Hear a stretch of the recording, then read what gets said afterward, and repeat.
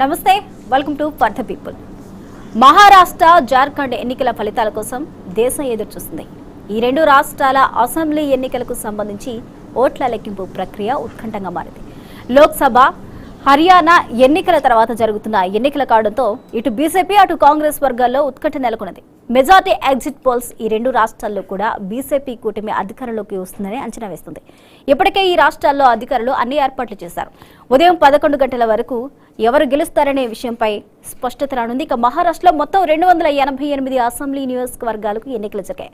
మొత్తం 288 స్థానాల్లో 4138 మంది అభ్యర్థులు పోటీ చేశారు. 2019 ఎన్నికల్లో 3239 మంది నిలవగా ఈసారి సంఖ్య కొంచెం పెరిగింది.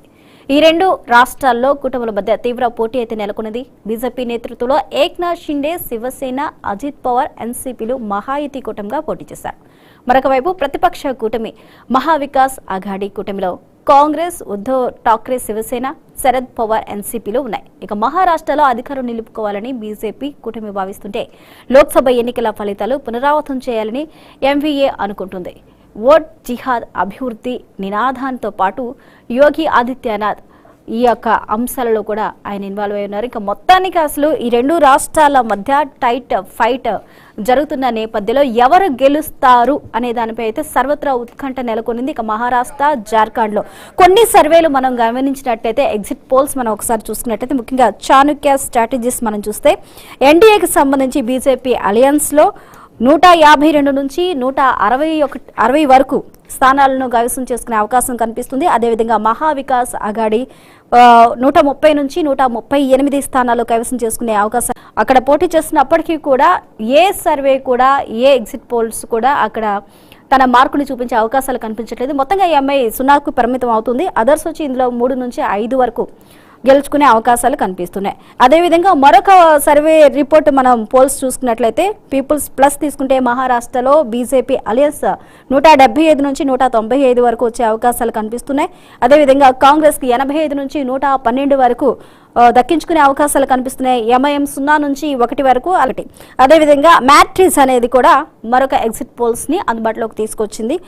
ఇందులో ఎన్డీఏ 150 నుంచి 170 వరకు మహారాష్ట్రలో, 110 నుంచి 130 వరకు కాంగ్రెస్, అదేవిధంగా ఎంఐ యథావిధిగా 0కి పరిమితం కానుంది. అదర్స్ 8 నుంచి 10 స్థానాలు గెలుపొందే అవకాశాలు కనిపిస్తున్నాయి. అదేవిధంగా జార్ఖండ్లో చూసుకున్నట్లయితే 42 నుంచి 47 ఎన్డీఏ కూటమి కైవసం చేసుకునే అవకాశాలు ఉన్నాయి. మహావికాస్ అఘాడీ 25 నుంచి 30, అలాగే ఎంఐఎం యథావిధిగా 0, అదర్స్ వచ్చి 3 నుంచి 5 వరకు స్థానాలు కైవసం చేసుకునే అవకాశాలు కనిపిస్తున్నాయి. ఈ సర్వేలన్నీ చూసుకున్నట్లయితే అన్నీ కూడా ఇప్పుడు మహాయుతి కూటమికే ఫేవర్గా ఉన్నాయి అని అయితే చెప్తూ ఉన్నాయి. ఈ రెండు రాష్ట్రాల్లో కూడా బీజేపీ అలయన్స్తో ఉన్న పార్టీ ఈ కూటమి విజయకేతన ఎగరవేసేదాకా సర్వేస్ అయితే చెప్తున్నాయి. ఇందులో మనకి మహారాష్ట్రకు 145 సీట్లు మ్యాజిక్ ఫిగర్గా ఉంది. జార్ఖండ్కి అయితే 81 స్థానాలు అయితే మనకి పోటీ చేస్తూ ఉండగా 41 మ్యాజిక్ ఫిగర్గా ఉంది. అసలు ఈ మ్యాజిక్ ఫిగర్ని ఎవరు అందుకోనున్నారు? ఎగ్జిట్ పోల్స్, సర్వేస్ కూడా దానికి అనుగుణంగానే ప్రస్తుత పరిస్థితులు, ఫలితాలు వస్తాయా అనేది మనతో పాటు మాట్లాడడానికి స్టూడియోలో మనకి బీజేపీ నుంచి డాక్టర్ పలనాటి వెంకటరెడ్డి గారు ఉన్నారు. నమస్కారం అండి. అదేవిధంగా మనకి కాంగ్రెస్ నుంచి డాక్టర్ లింగం యాదవ్ గారు ఉన్నారు. నమస్కారం అండి. నమస్కారం. వెంకటరెడ్డి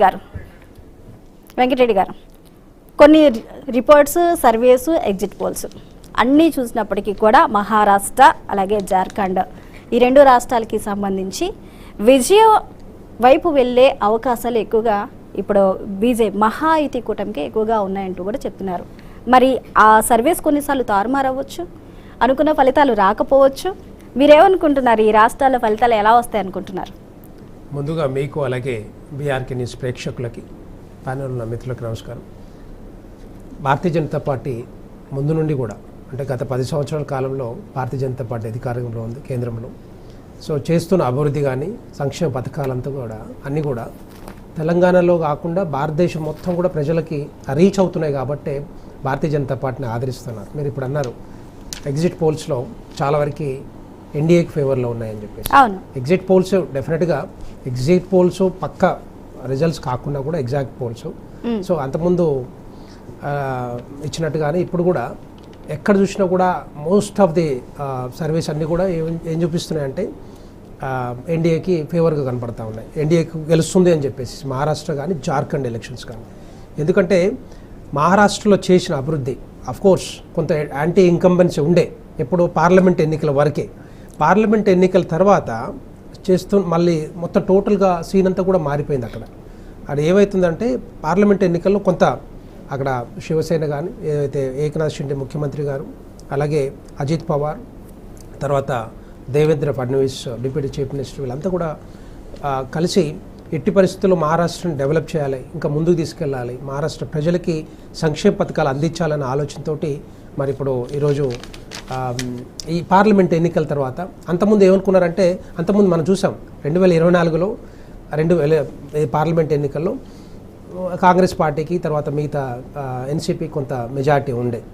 సో ఇప్పుడు అంటే మాకు దగ్గర మొత్తం ఒక కాన్స్టిట్యున్సీ చూసుకుంటే ఒక 6 అసెంబ్లీలు ఉంటాయి. దాంట్లో ఒక మొత్తం టోటల్ మహారాష్ట్రలో 126 దాకా వచ్చినాయి. ఇది పార్లమెంట్ ఎన్నికల్లో వస్తాయి. కానీ దీంట్లో కాంగ్రెస్ పార్టీ మిగతా పక్షాలకి దగ్గర 150 పైన.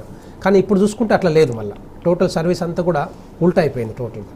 ఎందుకంటే చేస్తున్న అభివృద్ధి కానీ సంక్షేమ పథకాలు కానీ రీచ్ అవుతున్న ఏదైతే Bharatiya Janata Party door to door campaign కానీ, ఎందుకంటే ఇన్ని రోజుల నుంచి ఇన్ని సంవత్సరాల నుంచి సరిగా క్యాంపెయిన్ సరిగా చేయలేక మైక్రో మేనేజ్మెంట్ కానీ రిసోర్సెస్ యూటిలైజ్ చేసుకోలేక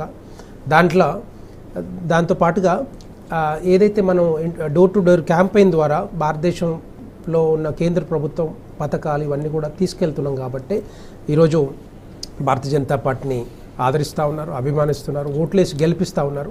సో దీంట్లో ఎవరికి అనుమానం లేదు.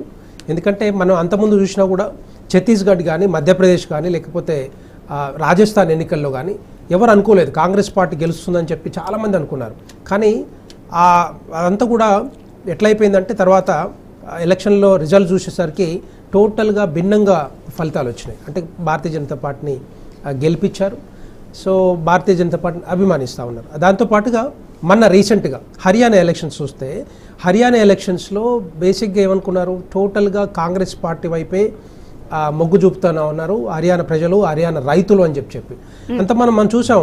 చాలామంది ఏంటంటే అక్కడ రైతులందరూ కూడా భారతీయ జనతా పార్టీకి వ్యతిరేకంగా పనిచేస్తూ ఉన్నారు. భారతీయ జనతా పార్టీ అంటే అభిమానిస్తలేరు, రోడ్ల మీదకి వచ్చి ధర్నాలు చేస్తున్నారు రకరకాల రైతుల సమస్యల మీద అని చెప్పారు. అదే రైతులు మళ్ళీ ఇప్పుడు టోటల్గా భారతీయ జనతా పార్టీ వైపు మరి మొగ్గు చూపారు, అక్కడ గెలిపించారు కూడా. ఎవరు అనుకోలేదు. ఏ సర్వేలు కూడా ఈవెన్ సర్వేలు కూడా భిన్నంగా ఇచ్చాయి చెప్పాలంటే. ఆ సర్వేలన్నీ కూడా కాంగ్రెస్ పార్టీ మిత్రపక్షాలకు ఇచ్చాయి తప్పితే అక్కడ వాళ్ళకి జాట్ అని నాన్ జాట్ అని కమ్యూనిటీస్ మధ్యలో ఏదైతే వాళ్ళు అనుకున్నారో గెలుస్తాం కంపల్సరీగా కాంగ్రెస్ పార్టీ గెలుస్తుందని చెప్పి అన్నారు, అది భిన్నంగా ఫలితాలు వచ్చాయి. సో అక్కడ కూడా మళ్ళీ భారతీయ జనతా పార్టీ గెలిచింది. సో 4 రాష్ట్రాలు చూసుకుంటే 4 రాష్ట్రాల్లో ఖచ్చితంగా భారతీయ జనతా పార్టీ గెలిచింది కదా. అదేవిధంగా ఇప్పుడు కూడా మహారాష్ట్ర కానీ జార్ఖండ్లో కానీ సో ఇదే ఫలితాలు వస్తూ ఉన్నాయి, భారతీయ జనతా పార్టీ గెలుస్తుంది.